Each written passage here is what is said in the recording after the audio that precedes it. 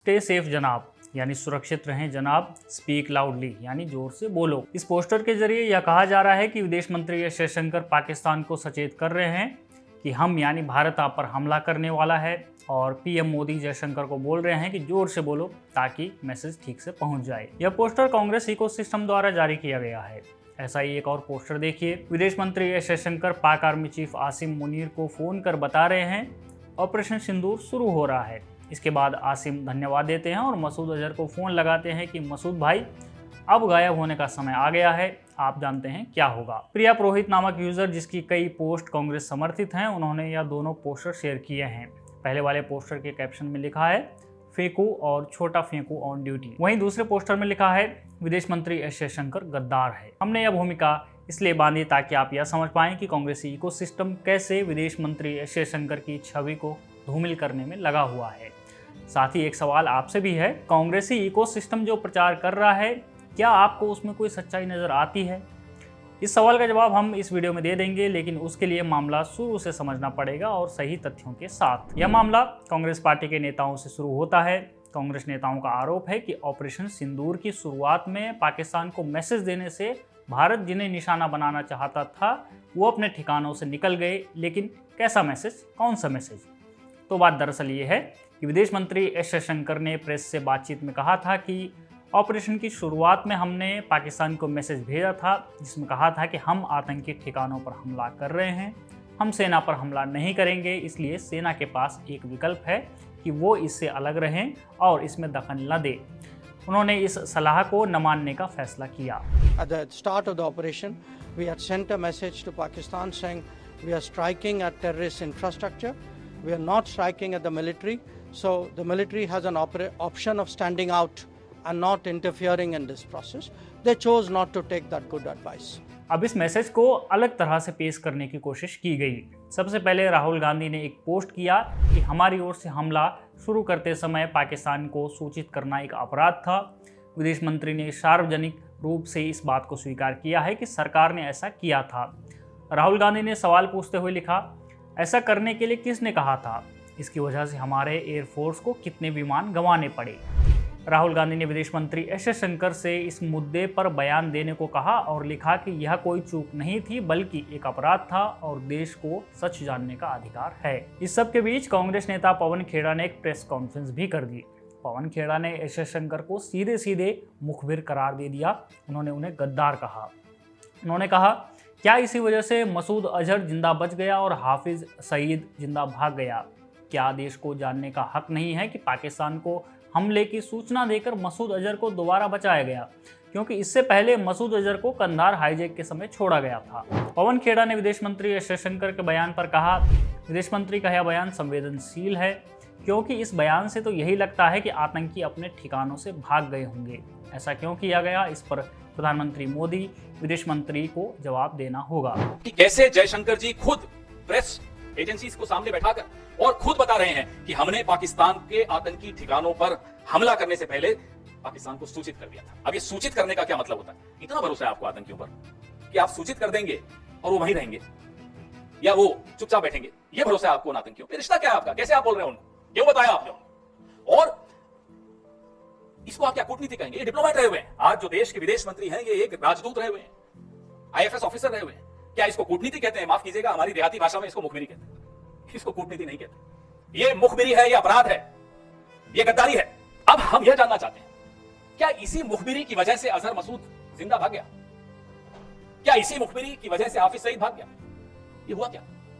क्या देश को यह जानने का हक नहीं है कि आपने पहले ही सूचित करके अजहर मसूद को बचाया? ये वही अजहर मसूद है जिसको पहले भी बचाया गया था।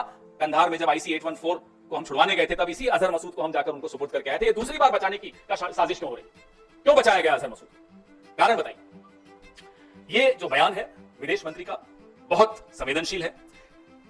आतंकी ठिकाने, इस बयान के बाद पाकिस्तान ने उन ठिकानों का क्या किया होगा, खाली किए होंगे, नहीं किए होंगे, ये तो अजहर मसूद जिंदा है उसी से मालूम पड़ जाता है। और कितने आतंकी जिंदा बच के भाग गए होंगे, ये चिंता और ये सवाल हम सबके मन में है। राहुल गांधी, पवन खेड़ा और कांग्रेस लेफ्ट इकोसिस्टम ने जब इस तरह का भ्रम फैलाने की कोशिश की तो PIB की फैक्ट चेक यूनिट ने सोशल मीडिया प्लेटफॉर्म X पर एक पोस्ट किया और लिखा, सोशल मीडिया पोस्ट में विदेश मंत्री डॉक्टर एस जयशंकर के बयान को गलत तरीके से पेश किया गया है, जिसमें कहा गया है कि भारत ने ऑपरेशन सिंदूर शुरू होने से पहले पाकिस्तान को सूचित कर दिया था। विदेश मंत्री को गलत तरीके से उद्धृत किया जा रहा है और उन्होंने यह बयान नहीं दिया है। पीआईबी की फैक्ट चेक यूनिट लगातार इस तरह के भ्रामक पोस्ट का फैक्ट चेक कर रही है। इस तरह का और भ्रम न फैले और कांग्रेस की जिज्ञासा या यूं कहें कि प्रोपेगेंडा को ध्वस्त करने के लिए विदेश मंत्रालय की ओर से एक बयान जारी किया गया। बयान के मुताबिक विदेश मंत्री ने कहा था कि हमने पाकिस्तान को शुरुआत में ही चेतावनी दे दी थी, जो स्पष्ट रूप से ऑपरेशन सिंदूर के शुरू होने के बाद का प्रारंभिक चरण है। ध्यान से सुनिए, ऑपरेशन सिंदूर के शुरू होने के बाद का प्रारंभिक चरण।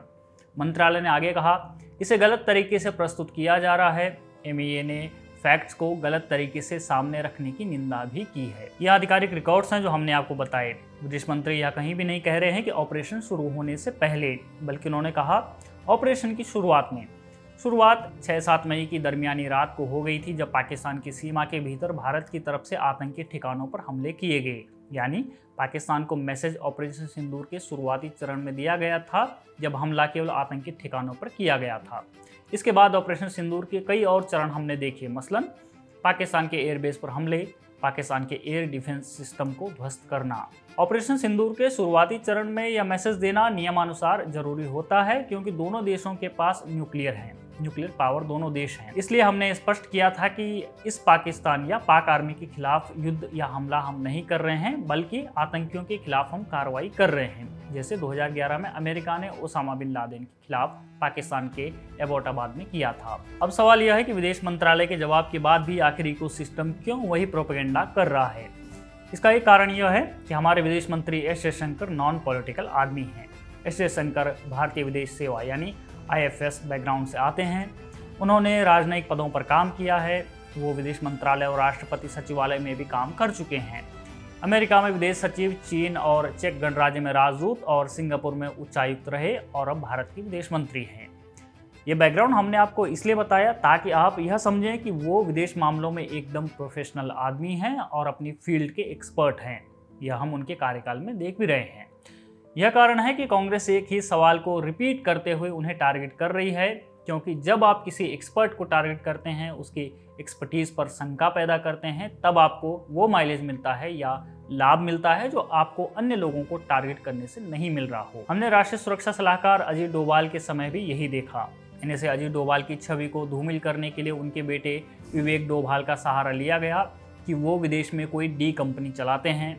हालांकि जब विवेक डोभाल ने मानहानि का मामला दर्ज किया तो कांग्रेस नेता जयराम रमेश ने सरेआम कोर्ट में जाकर विवेक डोभाल से माफ़ी मांगी। इसी तरह इन्हें से अजीत डोभाल मसूद अजहर को छोड़ने कंधार गए। यह प्रोपेगेंडा कांग्रेस फैलाती आ रही है, जबकि यह सच नहीं है।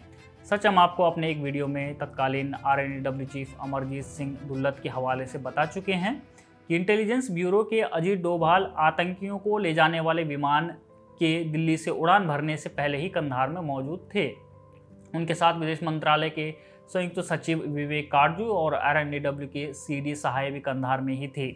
यह तीनों अधिकारी लगातार तालिबान से समझौता करने के लिए प्रयास कर रहे थे। तत्कालीन RNAW चीफ के बयान से यह तो साफ हो गया कि अजीत डोभाल उन 3 आतंकियों को छोड़ने के लिए कंधार नहीं गए थे, बल्कि तालिबान से बातचीत करने के लिए कंधार गए थे। कांग्रेस अक्सर यही काम करती है कि मोदी सरकार में काम कर रहे एक्सपर्ट्स को टारगेट किया जाए, उनके खिलाफ माहौल पैदा किया जाए और जनता के बीच उनके प्रति शक पैदा किया जाए। अब चूंकि बात चली है तो कुछ सवाल हम भी इन कांग्रेसियों और उनके इकोसिस्टम से पूछना चाहेंगे। हमारा पहला सवाल है, कांग्रेस पार्टी और उसके नेताओं को किसने बताया कि हाफिज सईद और मसूद अजहर उन ठिकानों पर ही थे जहां हमने हमले किए? दूसरा सवाल यह है कि ऐसा कैसे हो सकता है कि मसूद अजहर खुद तो भाग जाए लेकिन अपने परिवार वालों को उन्हीं आतंकी अड्डों पर मरने के लिए छोड़ दे? अब तक कांग्रेस पार्टी को भी पता है कि मसूद अजहर के परिवार के कम से कम 10 लोग इन हमलों में मारे गए हैं।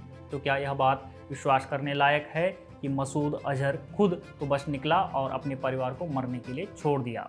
पिछले कई वर्षों से यह बात सामने आती रही है कि हाफिज सईद को उसकी सुरक्षा सुनिश्चित करने के लिए अलग अलग जेलों में रखा जाता रहा है। ऐसा तो हो नहीं सकता कि ये बात कांग्रेस पार्टी और उसके नेताओं ने नहीं सुनी होगी। दरअसल कांग्रेस पार्टी के वर्तमान नेतृत्व को मेरिट से समस्या है। उसे हर वह व्यक्ति नहीं भाता जिसके अंदर मेरिट है, और देखा जाए तो वर्तमान केंद्र सरकार में विदेश मंत्री एस जयशंकर और राष्ट्रीय सुरक्षा सलाहकार अजीत डोभाल अपनी फील्ड के चैंपियन रहे हैं और एक तरह से वर्तमान सरकार की रीढ़ हैं। यही कारण है कि कांग्रेस और उसका इकोसिस्टम उन्हें बार बार टारगेट कर रहा है।